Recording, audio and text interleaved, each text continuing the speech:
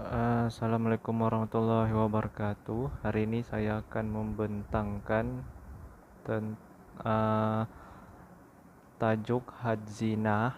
Nama saya Muhammad Fahad bin Muhammad Bahar.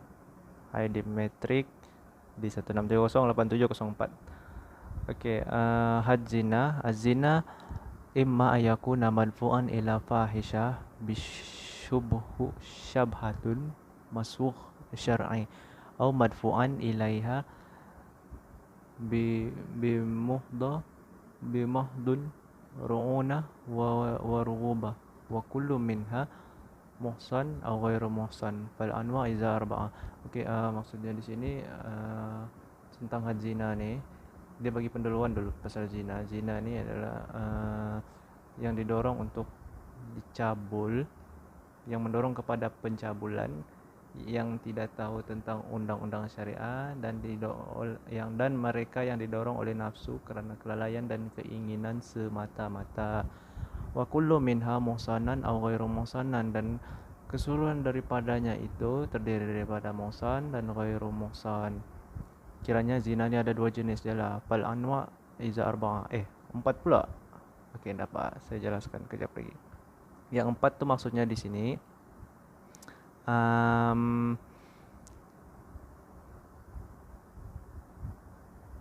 zina ghairu muhsan ni terbahagi. Dia ada macam, dia kira jenis ke juga ya. Dia ciri-ciri lah, ciri-ciri pelaku begitu. Jadi ciri-ciri pelaku untuk muhsan ni ada tiga. Kemudian masuk pula pada zina ghairu muhsan. Jadi total semua empat. Okey, kemudian fa amma al-muhsan fa huwa min tawaffirat fihi as-sifatu at-taliyah. Ini yang saya cakap tadi, dia jelaskan di sini pelaku untuk zina muhsan tu siapa. Gitu. Okey, yang pertama ayakuna mukallifan, ay balighan aqilan fala tantabiqun sifatul ihsan ala asabi walau kana mumaizan wala ala majnun jununan matbiqan. Wa amma inna kana jununahu mutaqatta'an wa fi'lu zalika fi hal as-suhu fayadkhilu fi nitaqut taklif. Kedua, ayakuna hirran wa ammal abdu fayansifu fi haqquhu al-jaldu kama sayati sawa'un akana muhsanan am ghairu muhsan.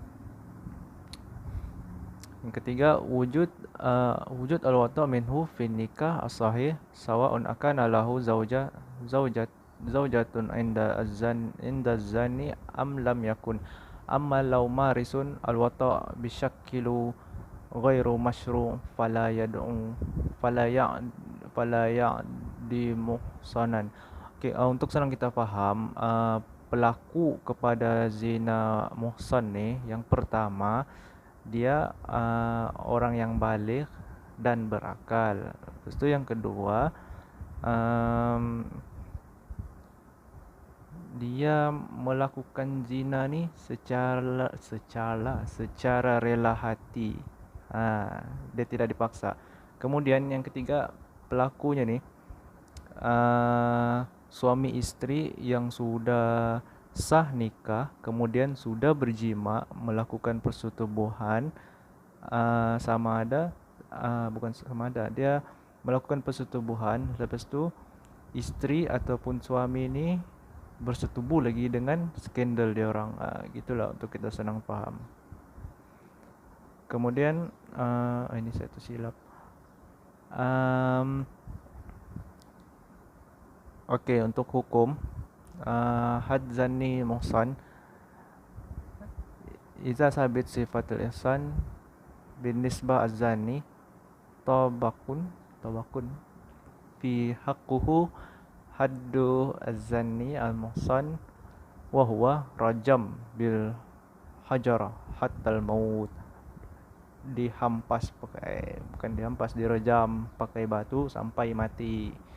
Okey, untuk dalil ni, Rawa Syekh Rawa Syekh Syekhun Syaikhan an Umar radhiyallahu anhu an khitbun faqala Inna Allah ba'atha Muhammad bil haq wa anzala alaih ayat ar-rajam qara'anaha wa wa'ainaha wa aqlanaha wa rajam Rasulullah sallallahu alaihi wasallam wa rajamna bi ahdihi wa akhsha inna talan bin nas zaman anna yaqulu qail ma najjadu ar-rajam fi kitabullah fayadlu bitariku faridah anzalaha anzalaha Allah wa inna ar-rajam haqqu fi kitabullah ala man zanni iza ahsan minar rijal wan nisa iza qamat al bayyinat aw kana al hiblu aw al i'tiraf rawahul Bukhari 6442 fi muharabain. Okey, untuk maksud hadis di sini lebih kurang beginilah maksud dia yang saya dapat. Telah meriwayatkan kepada kami Ali bin Abdullah telah meriwayatkan kepada kami Sufyan daripada Az-Zuhri daripada Ubaidillah daripada Ibnu Abbas radhiyallahu anhuma katanya Umar radhiyallahu anhu berkata aku takut akan dipanjangkan zaman untuk manusia hingga ada yang akan berkata kami tidak mendapati hukum rejam dalam kitab Allah lantas mereka akan sesat disebabkan meninggalkan kewajipan yang telah Allah turunkan maka ketahuilah rejam adalah hak ke atas sesiapa yang berzina dan dia seorang muhsan yakni orang yang sudah berkahwin janda atau duda ataupun lain-lain jika telah tertegaknya bukti atau mengandung atau pengakuan kiranya macam penzina yang muhsan tu dia mengaku kata Sufyan beginilah aku telah menghafal maka ketahuilah Rasul telah merejam dan kami pun merejam selepasnya maksudnya Rasulullah dulu sudah pernah merejam dan kemudian diorang pun merejam selepas kewafatan Rasulullah SAW. Hadis Bukhari nomor 6829 kitab hudud. Itulah rujukan saya.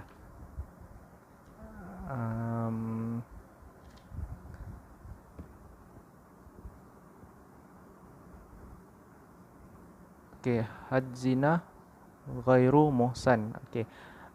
Iza zanni syakhsun wa huwa ghairu muhsan bi makna allazi sabaqa zakruhu aqimu alaihi al-ahad wa had ghairu muhsan ma'a jaldah wa taghrib am.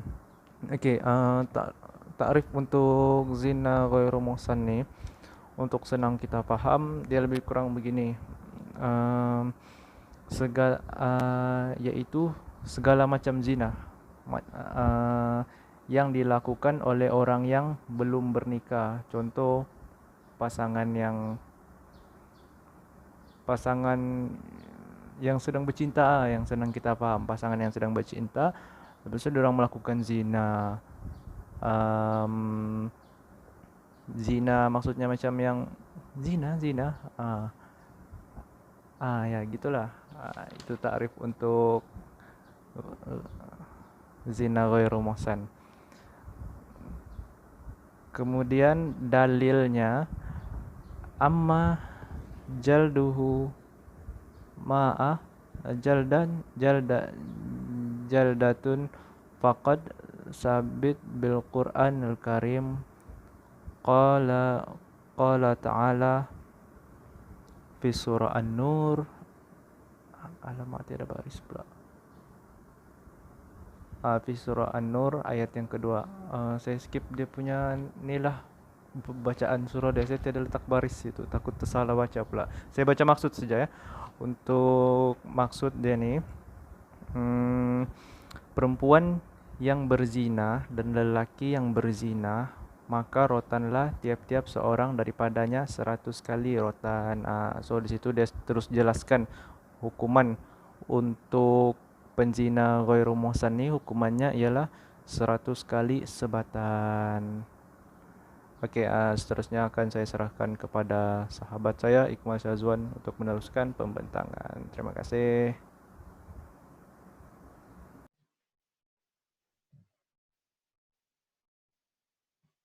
Bismillahirrahmanirrahim. Assalamualaikum warahmatullahi wabarakatuh. Ismi Muhammad Ikmal Syazwan, nomor metrik di 1630931. Syurut iqamul had, iqamatul had. Syarat-syarat pelaksanaan hukuman al-had. La buddah iqamatu al-had ala muhsin wa ghairuhu min tawaffiru syurut at-taliyah. Pelaksanaan hukuman ke atas penzina sama ada yang sudah berkahwin ataupun sebaliknya. Min tawaffiru syurut at-taliyah, seperti syarat-syarat berikut. Syurutul awal, taklif wa huwa an yakuna zani balighan aqilan fala yahad ghairu mukallaf min sabiyyin wa fa'idul aqlu. Amma sukran ay fa in kana muta'ammidan fi sukrahu jara alai hukmun taklif, wa amma idza kana ghairu muta'ammidan fi sukrahu kana syarban maskaran yazunnuhu ma'a wa sukran fa hadza ya'ud al-an ghairu mukallaf. At-taklif, haruslah mukallaf, wa huwa an yakunu zani, ia mestilah penzina tersebut balik dan berakal. Fala yahad ghairu mukallaf, jika tidak dikenakan hukuman ke atas yang bukan mukallaf, seperti bayi ataupun orang yang terencat akal, orang gila. Wa fa'idul aqlu. Amma sukran, adapun orang mabuk, fa in kana muta'ammidan fi sukrahu, atas kerelaan hatinya sendiri, atas dirinya sendiri, kemahuan diri sendiri, fi sukrahu, jatuhkan hukuman ke atasnya seperti mukallaf. Wa amma, sekiranya, wa amma idza kana ghairu muta'ammidan fi sukrahu, sekiranya bukan dengan kerelaan hatinya ataupun terpaksa, kana syarban, yaitu mabuk dengan meminum air arak yang disangka seperti air biasa. Fahadha ya'ud al-an ghairu mukallaf, hukuman jatuh hukuman ke atasnya seperti orang yang bukan mukallaf. Syurut tsani, syarat kedua, adamu ikrah. Adamu ikrah, tiada paksaan. Falau akrahu au akrahat ala azani bi anna hadad au hadattu bil qats. Tiada paksaan, tidak dikenakan had atas penzina yang dipaksa. Seperti ada ancaman bunuh jika dia tidak melakukannya. Seterusnya, syurutus salis, hal wazani an shibbuhu hal wazani an syubha masub syar'in. Fala had ala zani alladhi waqa'u fi zurufin syubha. Maksudnya tiada syubhah, maka tidak dikenakan hukuman jika terkeliru atau tersilap kerana disangka istrinya. Syarat yang terakhir, syarat rabi, syurutur rabi. Ya sabut adani imma biiqraruhu atau biqiyamun bayyinah. Disabitkan ke atas penzina sama ada dengan pengakuannya atau ada bukti. Had, seterusnya had al-ummatu warraqiq, hukuman had ke atas hamba. Iza zantu al-ummatu awal abdu wa thabit dhalika fi haqquhuma aqimu alaihuma al-had wa had al-ummatun wal aid khamsuna jaldah wa taqrib nisfu am sawa kana muhsinain amma ghairu muhsinain. Jika berzina, seorang hamba tersebut disabitkan ke atasnya hukuman, dan dihukum sebat sebanyak 50 kali sebatan, ataupun dan watagribu nisfu am, dibuang daripada daerah, selama setengah tahun. Adapun tahun sama ada mereka muhsinain, sudah berkahwin, ataupun ghairu muhsinain, ataupun sebaliknya, seperti firman Allah Subhanahu wa taala dalam surah An-Nisa ayat 20. Seterusnya hukmun ma yattabi' azani minal liwat wa nahwu. Hukuman yang dikenakan ke atas penzina sama ada dengan cara liwat atau lain-lain. Melaku al-liwat huwa al-ityan fi ad-dabru. Al-liwat huwa al-ityanu fi ad-dubru. So akana al-mati dzikran amma al-unsa. Wa sahih min al-mazhab anna al-hukmuhu hukmun azani bin nisbatu ila al-fa'il fa in qamat al-bayyinah aw iqran fa in kana muhsinan rajmun hatta al-maut wa in kana ghairu muhsin jaldah mi'atun jaldah wa gharribu baladuhu aman kamilan. Maksudnya melakukan persetubuhan di dubur, sama ada dubur laki ataupun perempuan. Jika ada bukti dan pengakuan dari pelaku tersebut sendiri,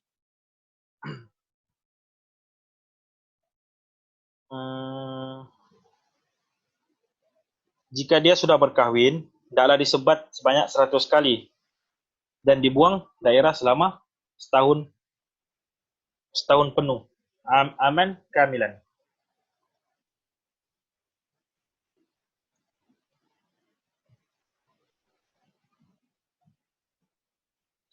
Seterusnya hukmun ityan al-bahaim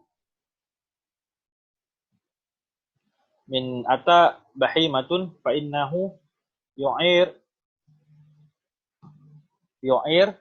wala had alaihi alal qawli raji' fil mazhab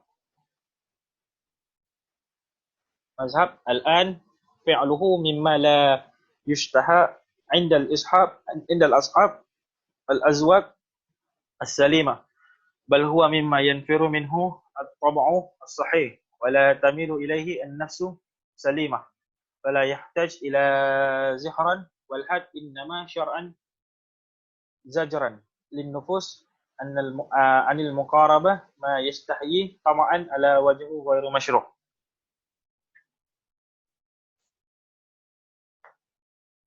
والتعزير إنما هو عقوبة غير مقدرة يفرضها القاضي المسلم العادل حسب ما يرى رادعا مثل هذه الأنياء من ضرب أو نفي أو حبس أو توبيع إنه فعل معصية لا حد لها ولا كفارة وإذا انتفاء الحد wajib التعذير.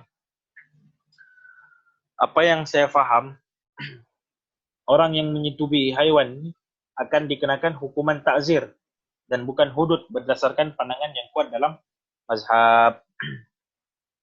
Ta'zir pula merupakan suatu hukuman yang tidak ditetapkan kadarnya oleh syarak. Hukuman ini dijatuhkan oleh hakim yang beragama Islam dan adil, yaitu hukuman yang dirasakan boleh mencegah manusia daripada melakukan perbuatan keji tersebut. Hukuman ini boleh dikenakan dalam bentuk sebatan, buang negeri, penjara, ataupun ancaman. Okey. Seterusnya, kaifiyatur rajam. Cara-cara rejam, kaedah rejam. Yastahibu an yahduru lil mar'ah hafratun in sabit zinaha bayyinatun. Wa amma in kana sabit zinaha biraqran fala yakhkir laha tatmakin min al-harbi in raja'tu anil iqrar. Maksudnya, jika pesalah itu seorang perempuan, menurut ulama mazhab Syafi'i adalah digalakkan mengadakan lubang untuknya jika kesnya itu disabitkan menerusi 4 orang saksi. Tapi jika dia disabitkan kesalahannya melalui pengakuan dirinya, maka penggalian lubang adalah tidak digalakkan. Kerana keadaan ini kan akan menyekatnya untuk lari sekiranya dia menarik balik pengakuan. Sedangkan menarik balik pengakuan merupakan sebab yang menggugurkan hukuman rejam. Pasani amma rajulun fala bi khafrun lahu khafrah wa jami'u madanil muhsyid muhillun lirrajam al muqatil wa ghairuha walakin yukhtar an yatawaffi al wajhu liwurud ba'd al ahadith binajnah. Seterusnya, jika pesalah yang menjalani hukuman tersebut merupakan lelaki, dia dikehendaki menjalani dalam keadaan berdiri, tanpa diikat dengan sesuatu, tidak juga dipegang dan tidak digali lubang untuknya. Sama ada kesalahannya disabit melalui keterangan para saksi ataupun melalui pengakuannya sendiri. InsyaAllah.